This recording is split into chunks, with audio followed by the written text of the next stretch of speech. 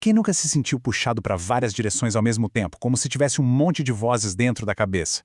Pois é, vamos mergulhar num modelo fascinante da psique, baseado em décadas de investigação, que pode mudar completamente o jeito que a gente enxerga o ego, as nossas diferentes máscaras e a nossa própria consciência.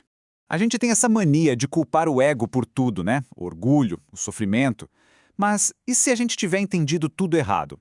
E se o verdadeiro papel dele for algo que a gente nunca nem imaginou? A ideia central aqui é bem radical, na verdade. O ego não cria os nossos problemas, pelo contrário. Ele seria como uma sala vazia, um espaço totalmente neutro que só serve de palco para outros elementos da nossa mente atuarem. Para a gente conseguir visualizar isso, imagina o seguinte: o ego é tipo a sala de espera de uma grande empresa. Não é ali que as decisões importantes são tomadas, mas é o lugar onde diferentes influências se reúnem antes daquela reunião com a chefia. Tá, mas quem são essas pessoas que ficam nessa sala de espera? O material de origem que estamos analisando chama elas de personas. E elas não surgem do nada, não. Elas vêm do nosso passado. E cada uma chega carregando a sua própria bagagem. Segundo essa teoria, nós teríamos sempre 7 dessas personas ativas ao mesmo tempo. Pensa nelas como 7 vendedores, cada um representando uma experiência profunda do nosso passado. E a fonte sugere que vem até de vidas passadas, todos ali esperando para nos vender suas ideias. É um ciclo que não para. Quando uma vai embora, outra chega para ocupar o lugar. E, olha, esses vendedores não são nem um pouco neutros. Eles carregam mercadorias de existências passadas, influências que podem ser tanto incrivelmente positivas quanto profundamente desafiadoras. E essa mercadoria inclui de tudo um pouco, desde impulsos criativos, talentos e sabedoria, até traumas, vícios, medos e aquelas crenças que limitam a gente. Tá tudo ali, no catálogo que elas oferecem. Ok, então a gente já tem os vendedores, as personas ali na sala de espera. Mas quem é que manda na empresa? Quem bate o martelo e toma a decisão final? Bom, esse papel, de acordo com esse modelo, é da nossa consciência. E aqui, gente, tá o pulo do gato de todo esse modelo. A nossa consciência, que é a gerência da história, tem o poder de escolher. Ela pode ouvir todas as propostas dos vendedores, mas no fim das contas, é ela que tem o livre-arbítrio para decidir o que compra e o que recusa. Basicamente, a consciência tem duas opções. Ela pode aceitar a influência de uma persona, quase se fundindo com as características dela, ou pode simplesmente recusar.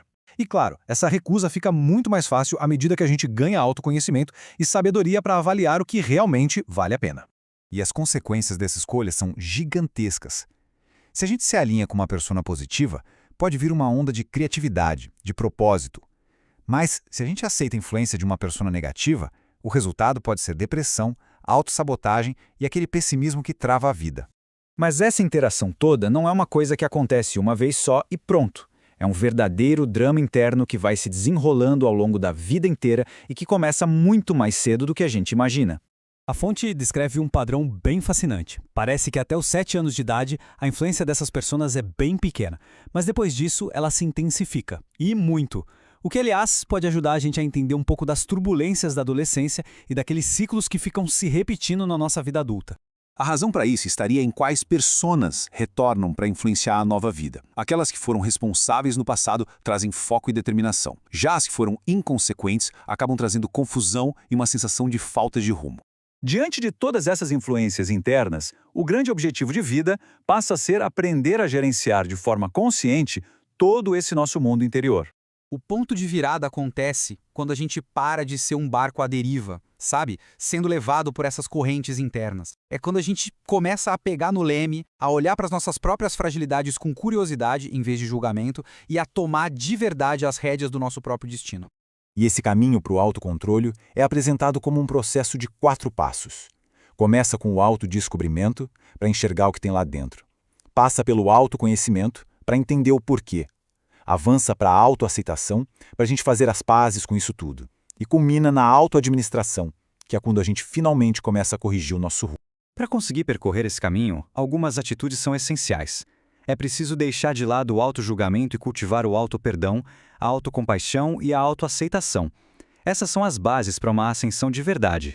E isso tudo nos leva a uma reflexão final muito poderosa.